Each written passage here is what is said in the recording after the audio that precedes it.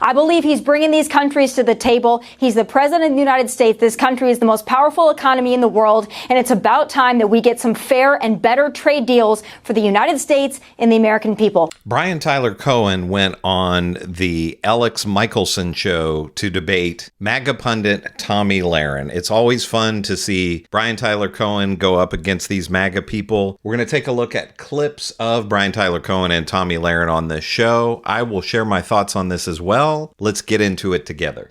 That's President Trump talking about a roller coaster week for the world's economy as he launched and then pulled back on tariffs. Look who we got with us this week for an exclusive Issue Is debate. Brian Tyler Cohen regularly draws millions of viewers to his YouTube page, one of the most followed in progressive politics. He's host of the No Lie with Brian Tyler Cohen podcast, available wherever you stream.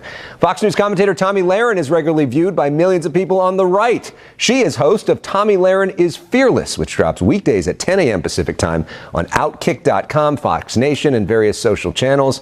Our past shows with Brian and Tomi were among the highest rated and most viewed online shows we've ever done.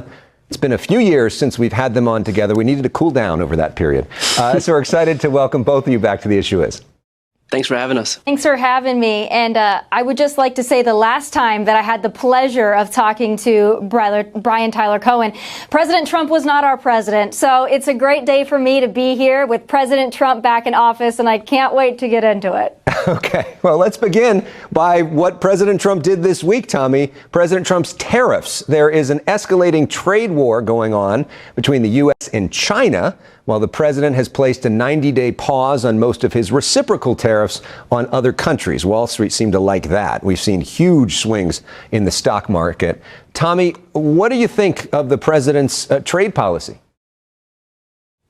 Listen, this is the art of the deal at its best, and I understand that there was some volatility on Wall Street, and that's understandable, and I don't ever want to downplay anybody's concerns when it comes to their finances, their 401k, their retirement. I completely understand the anxiety there, but what President Trump has said, and I believe, is this is less about Wall Street and more about Main Street, and what you're also seeing is this president in action. He's managed to, in a couple of days' time, isolate China from the rest of the world, put them in their place. He's got that 90-day pause. Other countries coming to the table, 70 plus, lining up to make deals with this president. So I'm incredibly happy to see this thing play out. I understand the anxiety. I trust the process. I trust this president. And I think that we're off to the races. Brian, do you trust this president?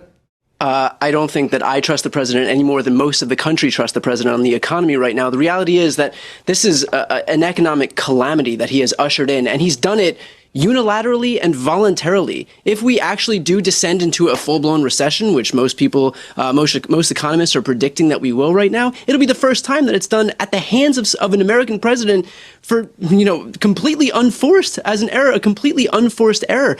The reality is that the stock market is tanking. All of our indexes are in correction territory. If a Democratic president did this, Tomi would be apoplectic at the ruin that has been ushered in. And the only time there was some momentary reprieve in the stock market is when Donald Trump himself caved on his own policy. And finally, Tomi, you had mentioned that we're isolating China on the world stage. There's reporting now that Japan and South Korea are negotiating trade deals with China to go around American tariffs. There's reporting that the EU is working with China to eliminate those tariffs for EVs. So I'm concerned that you're not familiar with which country, in fact, is actually being isolated on the world stage. It doesn't look like it's China. And that's a great point from Brian Tyler Cohen, is that countries are just going to go around us, like he said, and make their own deals. It happened during Donald Trump's first term, not to the degree that we're going to see in the second term, but whether it's trade deals or it's security and military deals like we saw in the Obama administration with Iran, and then Donald Trump tore that up. Countries don't feel like they can trust the United States when, you could have 4 years of normalcy with a Biden or an Obama, and then the next 4 years could be a total maniac like Donald Trump. And one thing that I wanted to say about Tomi Lahren, her intro there in the beginning, she didn't sound very convincing when she said, oh, it's a great day to be here because Donald Trump is the president now. Let me know in the comments, do you think, so many of these pundits are just actors? They don't actually believe the things that they're saying. But do you think Tomi is just an actor? Has she just created a character and an act to make money with? China needs us far more than we need China, as goes for the rest of the world. I understand the global economy and I understand the anxiety here in the market reacting to it, but it's pretty simple. The way things were going was unsustainable. This president understands that. So that's why he was elected in many ways, for total upheaval. The Democrats are the party of the status quo. Keep everything the same, simply just grow government, have more government jobs. This president doesn't see it that way. He believes in America and he believes in the American people. Not only does he want to bring industry and business back to this country, good paying jobs for hardworking blue collar Americans, but he also understands that he is in a position uniquely to negotiate with the rest of the world, including China. This president is not inflexible. He said he's willing to make deals. He's welcoming these other countries to make deals. But I would say trust the American people, trust American industry, and understand that the way things have been going for the last 4+ years was not sustainable. Somebody had to do it. This president is willing to take the political risk to do it, and he believes in the process. He believes in the American people. He believes in the hardworking Americans that the Democrats would do well to understand they are hemorrhaging. Continue to go to bat for China and Wall Street. I think this president's fighting for the American people, and he's going to win big time because of it. Tomi, one of your great strengths is that you are connected to so many people in the middle of the country who are hardworking, blue-collar type people. A lot of them voted for Donald Trump because they expected prices to go down. Are you concerned that a lot of President Trump's base is now going to see their own prices go up and they can't afford that?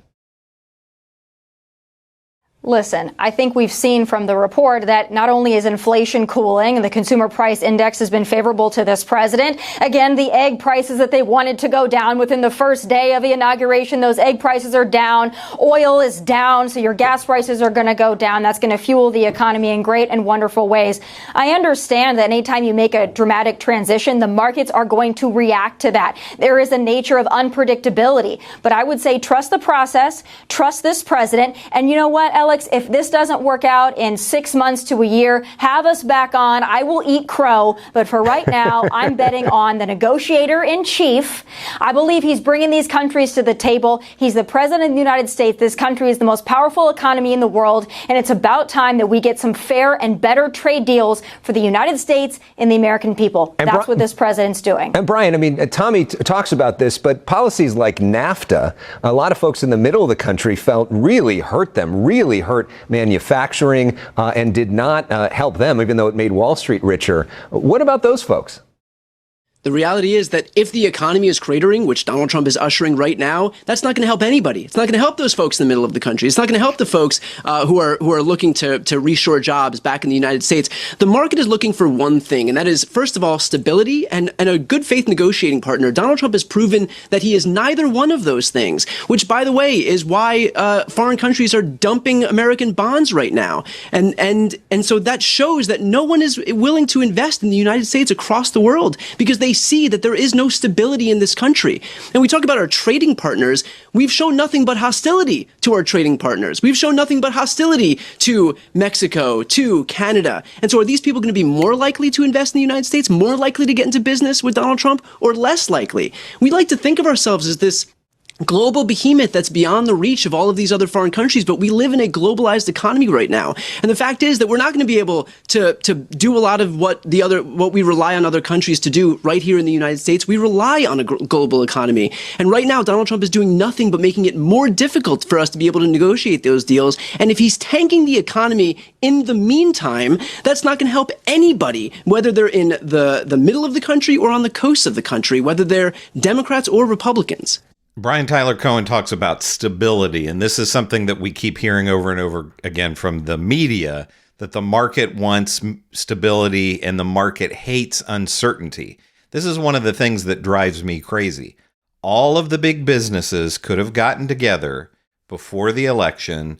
It was the most obvious thing in the world that we were going to have chaos and uncertainty in Trump 2.0 because of all the chaos and uncertainty that we saw in the first administration, and chaos just surrounds this guy. He's a chaos agent. So all of the big businesses, all of the large corporations could have gotten together and said, things are going well for us, we're making a lot of money, we were able to raise prices, and we just blamed it on inflation with no consequences. They could have kept that going. They could have all banded together and said, we do not want this guy. We're going to do whatever we can to keep him from getting elected. And we're going to make sure that the Democrat gets elected so we can keep all of this rolling. But they didn't do it, which to me is absolutely insane. Of course, they want their tax cuts. But are the tax cuts worth the money being lost in the market right now? I don't know. In terms of Tomi Lahren talking about Main Street, that's all their thing now. You know, we don't care about Wall Street. We care about Main Street. That's what they've flipped the switch over to. Bernie Sanders, AOC, people like that, Elizabeth Warren have been talking about Main Street for years and years. In the case of Bernie Sanders, for decades. We know how to help Main Street raise wages, raise taxes at the top, raise taxes on corporations, strengthen Social Security and Medicare. But the MAGA pundits like Tomi Lahren don't want to hear that. They are all in on these stupid tariffs, which are a disaster so far and will likely continue to be a disaster because the dear leader is the one doing it. Let me know in the comments what you think about this debate. If you think Brian Tyler Cohen came out on top, or if Tomi Lahren was the winner. Make sure to give me a like and subscribe. This is Chris on Culture, and I will see you in the next video.